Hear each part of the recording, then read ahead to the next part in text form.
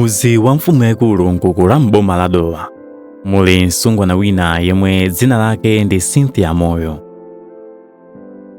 Cynthia ali ndi zaka 13 ndipo ali standard 6 pa sukulu ya Chivala.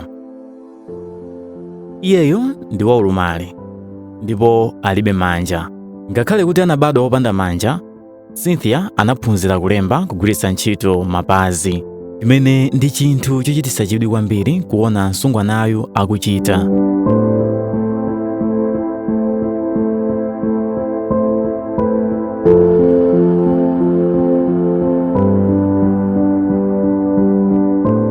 Mwana amene chakudya nimachita mudyetsa nimamenyera ndithu ngati mene nimachitira mwana wang'ono sindisiyabe ndipo ndimene nimamudyetsera ndithu ndiye kuti olo usamba nimachita sochorani chomusambika.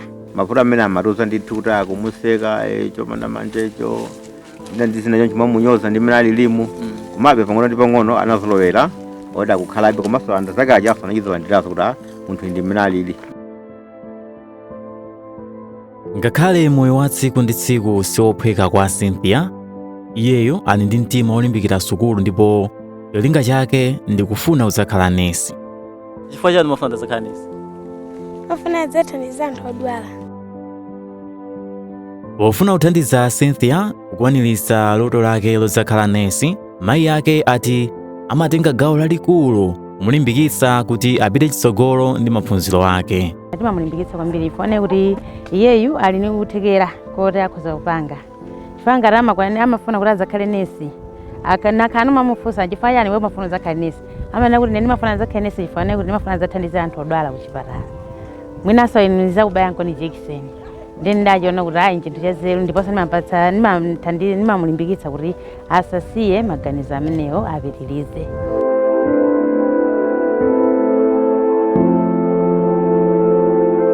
Atamva nkhani ya msungwanayo, akuluakulu a bungwe lochita zachifundo la Needy Students Aid NESA, lomwe chidwi chake ndi kuthandiza ophunzira osowa m'dziko muno, kudzera kwa mkulu wa bungweli m'busa McDonald Ziwa, anayendera msungwanayo kudzamulimbikitsa komanso kumuthandiza ndi katundu osiyanasiyana monga makope, zolembera, instrument, mafuta ophikira, ufa ndi zina zambiri.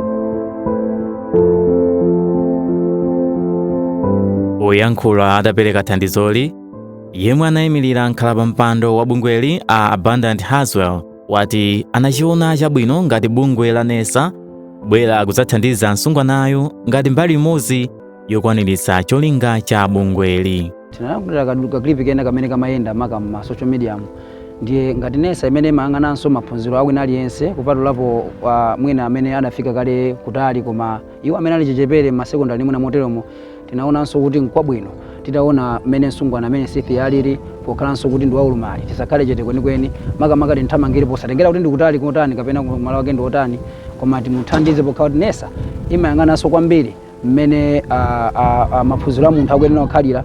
Ndiye tinabwera kuti tikwanitse kupereka ziwiri zitatu makamaka zothandizira maphunziro ake komanso kuti tikhoza kufikira kuti ndi maphunziro ake.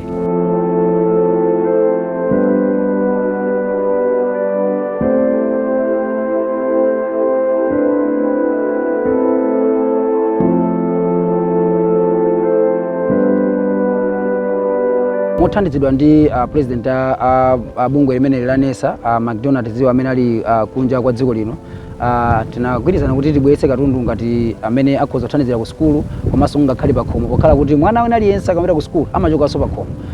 Kukhala ndi chidwi mkalasi ndikulinganso kuti kodi kunyumbako wachoka bwanji. Ndiye mwanayi tidambweretsera zakudya zimene zili ufa ndiwo sugar komanso kunkhani ya ku sukulu tinaonanso kuti makope ndi ofunikira, instrument komanso zolembera zimene akhoza kugwiritsa ntchito makamaka kunkhani ya maphunziro ake.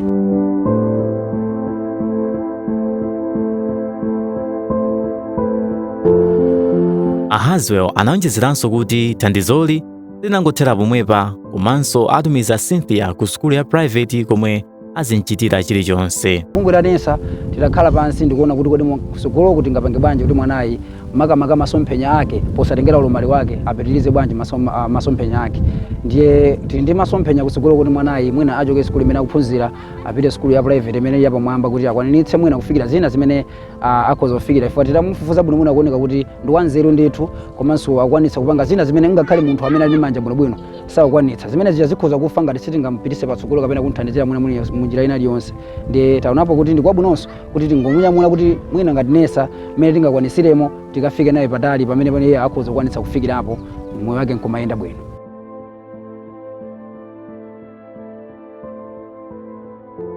Poyankhula atalandira thandizoli, mayi yake a Cynthia anathokoza Nesa kamba ka thandizoli ponena kuti thandizoli lafika mu nthawi yake pamene amasowa chisamaliro pa msungwanayo.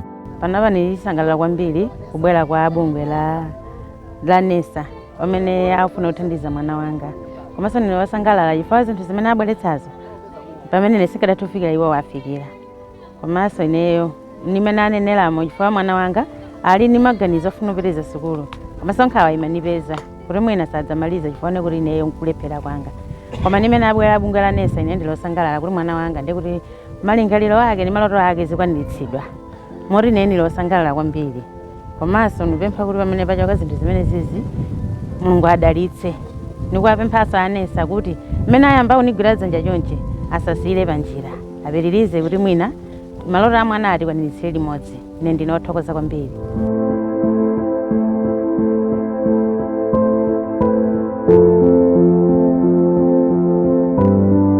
Bungwe la Needy Students Aid linayamba mchaka cha 2024 kudzera kwa Malawi wina amene amakhala mdziko la South Africa, m'busa McDonald Ziwa, ndipo kuyambira nthawi imene bungwe linayamba lathandiza ophunzira osiyanasiyana, sukulu zosiyanasiyana, madera osiyanasiyana kuphatikizapo Cynthia moyo. Nkhani ya Cynthia ndi umboni waukulu kwa ife anthu kuti palibe vuto lomwe lilibe yankho lake, ndipo kukhala olumala sikungatikanikise kuchita zinthu zomwe zingatukule miyoyo yathu. Kuchokera ku thandizo lomwe bungwe la Nesa lapereka, ndiye nakufuna kwabwino komanso kuyikapo mtima kwa iye mwini, ndizachidziwikire kuti tsogolo la Cynthia ndi lowala.